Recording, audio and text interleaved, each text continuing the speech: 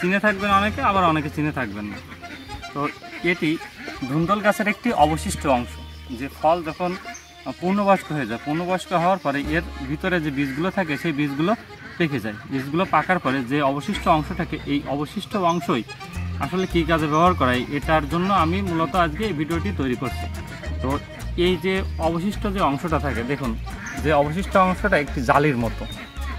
তো এইটি আমরা আসলে কিভাবে ব্যবহার করব, এইটি মনে করেন যে এই আমি একটা অংশ করছি এবং আরেকটা অংশ করে আপনাদের দেখাচ্ছি।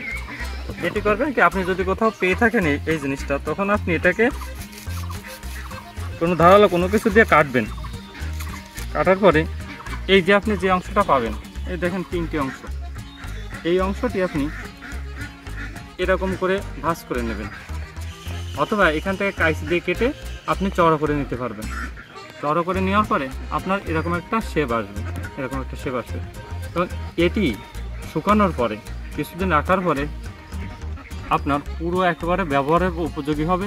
এবং তখন এটি আপনি যে প্লাস্টিক বা অন্যান্য যেসব জিনিস দিয়ে আমরা গা পরিষ্কার করার কাজে ব্যবহার করি, তার বদলে আপনি এই জিনিসটি দিয়ে ব্যবহার করবেন। এবং এটি এতটাই জৈব গুণসম্পন্ন উপাদান যে আপনি যে জায়গায় ফেলাবেন সেই জায়গায় এটি কম্পোস্ট হয়ে যাবে। তো এতে আপনার প্রাকৃতিক ভারসাম্য বজায় থাকবে।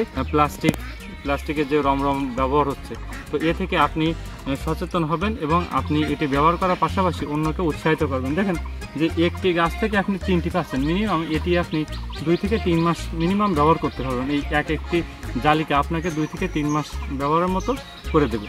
তো আপনি সবসময় চেষ্টা করবেন যে প্রাকৃতিকভাবে কোনো কিছু ব্যবহার করে প্রকৃতিও ভালো থাকবে, আপনিও ভালো থাকবেন।